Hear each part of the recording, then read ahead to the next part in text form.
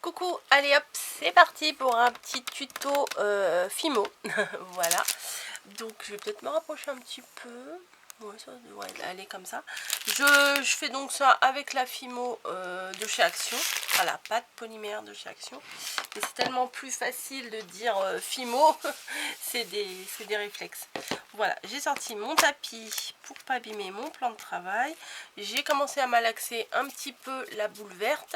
Et c'est parti, on va faire une petite couronne de Noël. Voilà. Donc, on va prendre,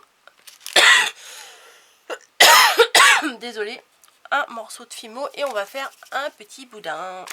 Voilà. Hop. Alors, il y a des petits poils de chat, ça c'est pas marrant. Pourtant, j'avais nettoyé mon tapis là. Ah, ça, je vais le pousser, sinon ça va faire du bruit pendant toute la vidéo. Voilà. Allez, ah, je vois encore un petit... Ça se colle de partout. Voilà, donc on fait un petit boudin. Moi je veux faire une petite couronne, donc forcément on va pas faire un gros boudin. Mais après si vous voulez faire une plus grosse, libre à vous, hein. Voilà, donc un petit morceau comme ça que je rassemble ici.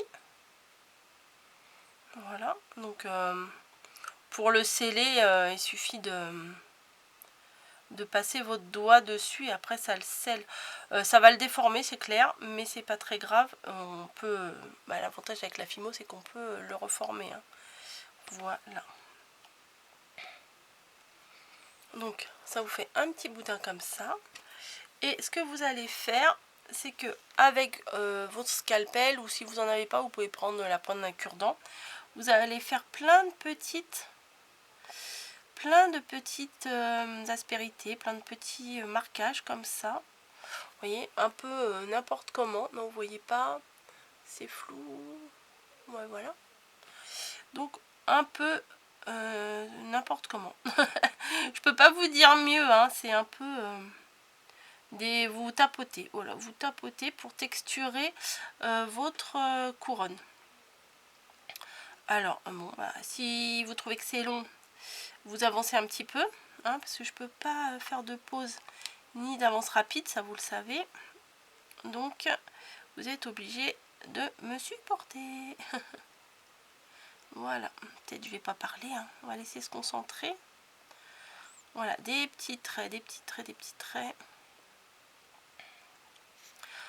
Donc là, pour Noël, ça sera très très bien. Après ça, on peut le coller sur une création, on peut en faire un petit bijou, on peut, après c'est libre à vous d'en faire ce que vous avez envie. Moi, je vous montre mes idées. Après, refaites, créez, éclatez-vous. C'est le but. Hop. Voilà. Donc, vous voyez là la différence entre le côté texturé et le côté pas texturé. Donc, je continue toute ma couronne. Voilà.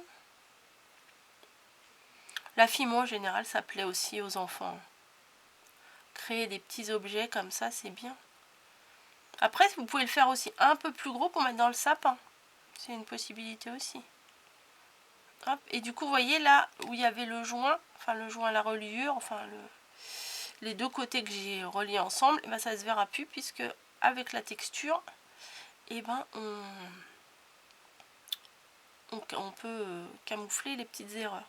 C'est comme dans le scrap, hein. On fait des erreurs, on peut modifier. Bon, par contre, une fois que c'est cuit, on peut plus rien faire, hein.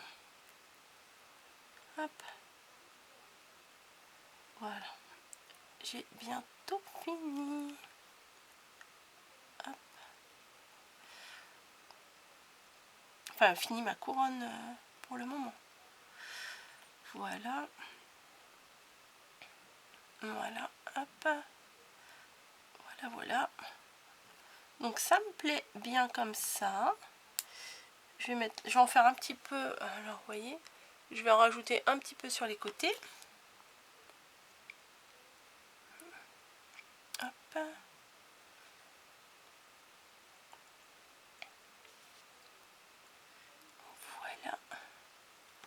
Donc on a notre petite couronne qui est faite. Ensuite, je vais venir prendre un petit peu de jaune. Voilà. Vraiment pas beaucoup. Alors, un conseil. Quand vous faites de la fimo, prévoyez toujours un paquet de lingettes à côté de vous. Parce que quand on change de couleur, bah, on risque de faire du transfert d'une couleur à l'autre. Donc ce serait embêtant de faire comment de mettre de la couleur sur l'autre. Surtout si vous faites des couleurs, passer d'une couleur un peu plus foncée à une couleur claire. Donc voilà, donc vous lavez les mains. Vous prenez, ou à la limite, vous prenez un gel hydroalcoolique à côté de vous. Hein, maintenant, on a l'habitude. Je malaxe mon tout petit bout de pâte jaune. Voilà. Et je vais faire des toutes petites boulettes pour faire des petites boules pour mettre dans ma couronne. Mais des toutes petites, hein, vous voyez, toutes petites rikiki. Comme ça. Et on va venir les placer sur la petite couronne. Alors on peut les enfoncer. Oh, même celle-là, limite celle-là, elle est un peu trop grosse, vous voyez. Faut vraiment en faire des toutes petites, minuscules. Sinon ça va pas faire beau, ça va faire grossier. Et enfin le résultat, ça sera pas vraiment ce qu'on espère. Voilà. Hop. Voilà, on appuie un petit peu pour qu'elle tienne. Là, je pense que j'en ai pris encore un petit peu trop. Donc on fait des petites boulettes. On tourne et on va faire un gros nœud rouge pour que ça soit sympa, pour que ça fasse une vraie petite couronne de Noël. Et ça, si vous faites des miniatures, à coller ça sur votre porte, c'est top. Ou au-dessus de la cheminée, ou... c'est vraiment top. Hop, voilà. Donc je vais m'arrêter là. Au pire, s'il y a besoin encore de petites boules, bah, je pourrais en refaire. Et là, bah, je vais me nettoyer les mains, même si c'était du jaune, c'est pas trop coloré. Et on va faire un petit nœud. Alors, je malaxe. J'en prends pas des tonnes. Hein. Enfin, il faut pas un gros nœud ici. Hop.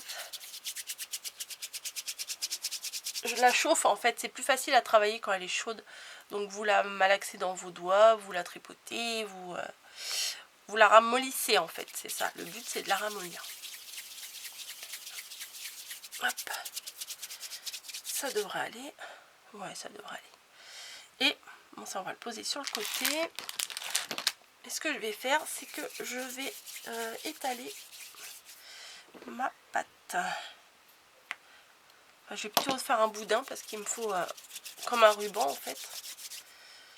Donc voilà. J'ai fait mon petit boudin et j'étale ma pâte. Bah oui, si ça se met ensemble, ça va pas le faire. Alors j'essaye que ce soit quand même assez fin, mais pas trop parce que après à la cuisson, et ben ça va péter. Voilà, attendez, je vais chercher mon petit outil.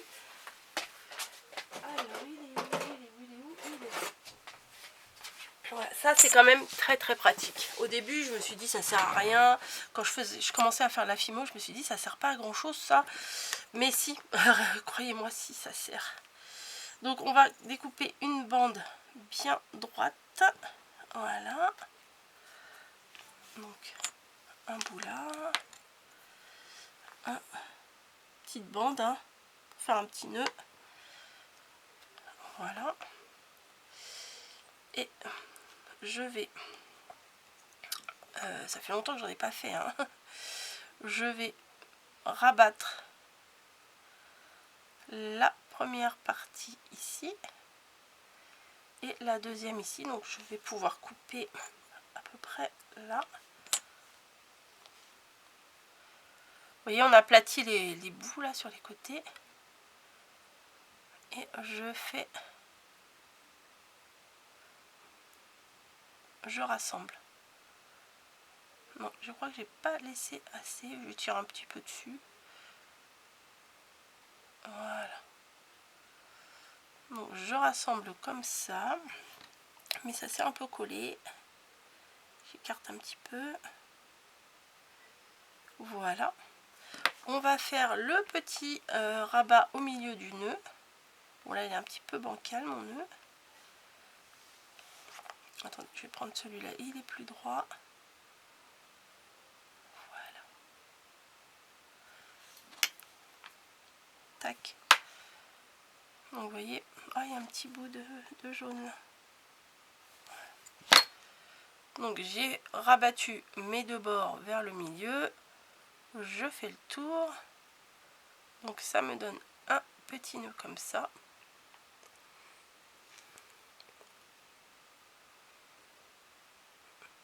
Voilà. Tout petit. Qu'on va venir... Oh non, mais non, il est encore trop gros. Il me va pas. Non, il me va pas. Quand je le mets là, je trouve que ça fait grossier. C'est pas joli. Non, bah... Je recommence. C'est ça. Je vais le faire plus fin. Parce que je trouve que ça fait pas joli du tout. Donc je... Bah non, mais ça fait... Enfin, je sais pas ce que vous en pensez, mais... C'est pas tip top, quoi. Voilà. Donc je recommence. C'est pas grave. Alors si vous voulez faire des choses fines, il faut avoir un peu de patience. Hein. Voilà. Et ça, hop. Je vais venir le rabattre ici. Voilà. Ça me plaît mieux déjà. Ça me plaît mieux. Et je vais prendre le petit bout là, qui est là, pour mettre au milieu. Je vais l'étirer un petit peu. Faites attention parce que c'est fragile. Voilà. Hop. Hop, on gonfle un petit peu les deux côtés du nœud. Ouais, c'est mieux quand même. Je sais pas ce que vous en pensez, mais c'est quand même un peu plus fin, quoi. Hein. Voilà. Donc on va venir placer le nœud ici. Alors je vais appuyer à l'intérieur du nœud pour que ça adhère à la couronne. Alors moi mon nœud je le place en bas. Voilà. Vous pourrez le placer en haut aussi. Hein. La petite boule là va me gêner. Je vais la décaler.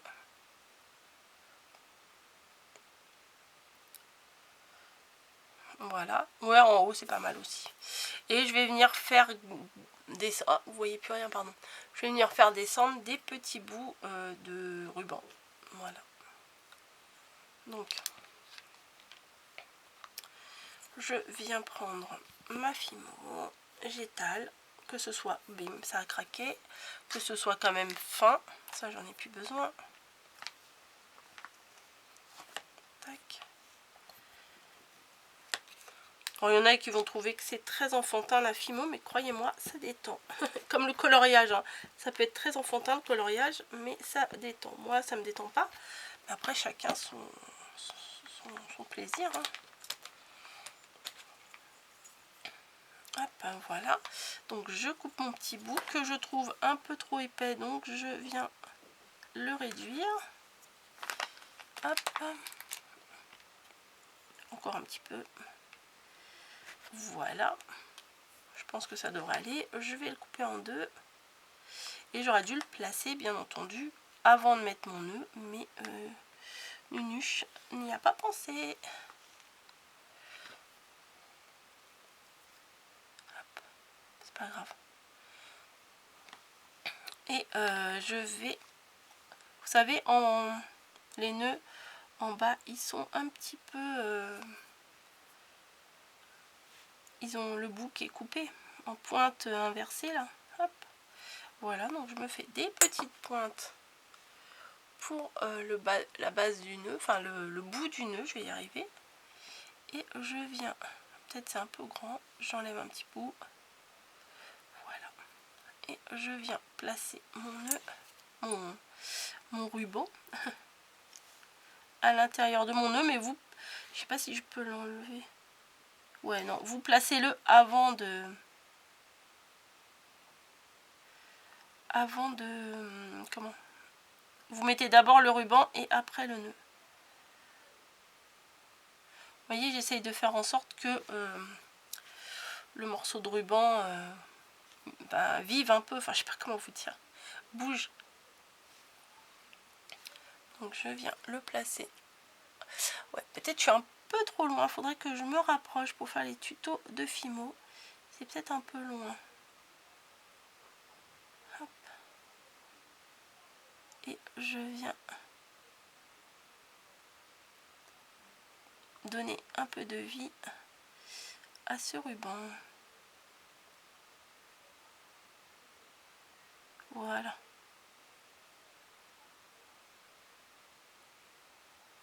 Hop. Donc voilà ce que ça donne. Je vais le passer dans le four. Alors vous, si vous voulez en faire un bijou, avant de le passer dans le four, prévoyez la petite place pour mettre un anneau. Je crois pas que j'en ai. Ça fait tellement longtemps. J'ai même pas regardé avant. Je sais que j'en avais. Mais...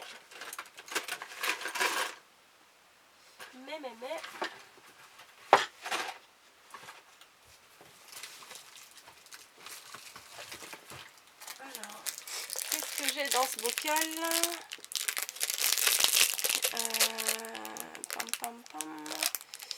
Non, j'ai pas ça. Bon bah vous voyez bien. De toute façon, je vous montrerai dans une autre vidéo comment mettre un après si on veut en faire un bijou, voilà, un petit pendentif ou quoi que ce soit. Donc voilà, petit tuto fini. J'aime beaucoup. J'aime beaucoup petite couronne comme ça.